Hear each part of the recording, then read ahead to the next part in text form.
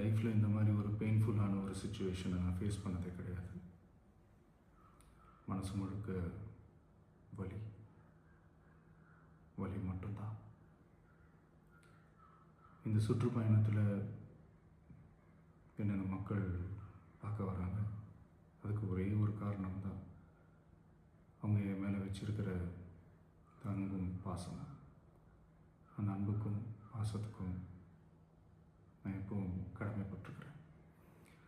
அதனால தான் இந்த சுற்றுப்பயணத்தில் மற்ற எல்லா விஷயங்களையும் தாண்டி மக்களுடைய சேஃப்டி, அதில் எந்த காம்ப்ரமைஸும் பண்ணிடக்கூடாதுன்றதுக்காக தான் அது என் மனசில் ரொம்ப ஆழமாக இருக்கும் அந்த எண்ணம். அதனால தான் இந்த அரசியல் காரணங்கள் எல்லாத்தையும் தவிர்த்துட்டு ஒதுக்கி வச்சுட்டு மக்களுடைய சேஃப்டி மட்டும் மைண்டில் வச்சுக்கிட்டு அதுக்கான இடங்களை சூஸ் பண்ணுறது, அதுக்கான இடங்களை பார்த்து பெர்மிஷன் கேட்குறது, போலீஸ் டிபார்ட்மெண்ட்டில் அதை ரிக்வெஸ்ட் பண்ணி கேட்போம். ஆனால் நடக்கக்கூடாதது நடந்துருச்சு. ஆனால் மனுஷன் தானே, அந்த நேரத்தில் அத்தனை பேர் பாதிக்கப்பட்டு இருக்கும்போது எப்படி அந்த ஊரை விட்டுட்டு என்னால் கிளம்பி வர முடியும்? நான் திரும்ப அங்கே போகணும்னு இருந்துச்சுன்னா அதை ஒரு காரணம் காட்டி அங்கே வேறு சில பதட்டமான சுச்சுவேஷன்ஸ், வேறு சில அசம்பாவிதங்கள் அந்த மாதிரி எதுவும் நடந்துடக்கூடாதுன்றதுக்காக தான் நான் அவாய்ட் பண்ணேன். இந்த நேரத்தில் சொந்தங்களை இழந்து தவிக்கிற அத்தனை குடும்பங்களுக்கும் என்னுடைய ஆழ்ந்த இரங்கலை தெரிவிச்சுக்கிறேன். எனக்கு தெரியும், என்ன சொன்னாலும் இது ஈடேயாகாதுன்னு எனக்கு தெரியும். ஹாஸ்பிட்டலில் ட்ரீட் பண்ணிகிட்ருக்கிற எல்லாருமே சீக்கிரமாக க்யூர் ஆகி வரணுன்றதை இந்த நேரத்தில் நான் வேண்டிக்கிறேன். கூடிய சீக்கிரமே உங்கள் எல்லாரையும் நான் சந்திக்கிறேன். இந்த நேரத்தில் எங்களுடைய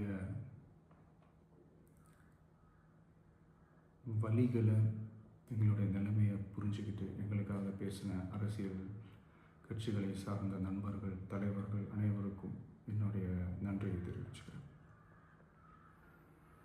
கிட்டத்தட்ட ஒரு 5 மாவட்டத்துக்கு பிரச்சாரத்துக்கு போனோம். இந்த மாதிரி எதுவுமே நடக்கல. ஆனால் கரூரில் மட்டும் ஏன் எப்படி நடக்குது, எப்படி நடக்குது?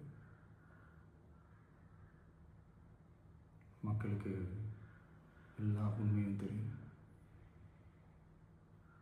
மக்கள் எல்லாத்தையும் பார்த்துக்கிட்டு இருக்கிறாங்க. கரூரை சேர்ந்த அந்த மக்கள் அந்த உண்மையெல்லாம் வெளியில் சொல்லும்போது எனக்கு கடவுளே நேரில் வந்து இறங்கி அந்த உண்மைகள்லாம் சொல்கிற மாதிரி எனக்கு தோணுச்சு. சீக்கிரமே எல்லா உண்மைகளும் வெளியில் வரும்.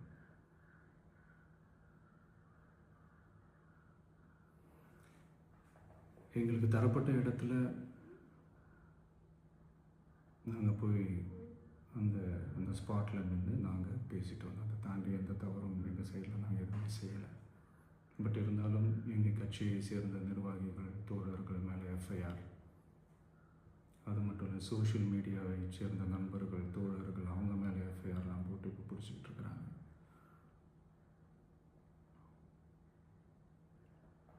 சிஎம் சார்,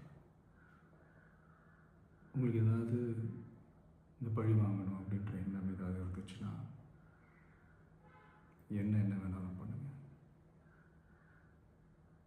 அவங்க மேலே கை வைக்காதீங்க. நான் ஒன்று வீட்டில் இருப்பேன், இல்லை நான் ஆஃபீஸில் இருப்பேன். என்ன வேணாலும் செய்யுங்க. நண்பர்களே, தோழர்களே, நம்மளோட அரசியல் பயணம் இன்னும் ஸ்ட்ராங்காக, இன்னும் தைரியத்தோட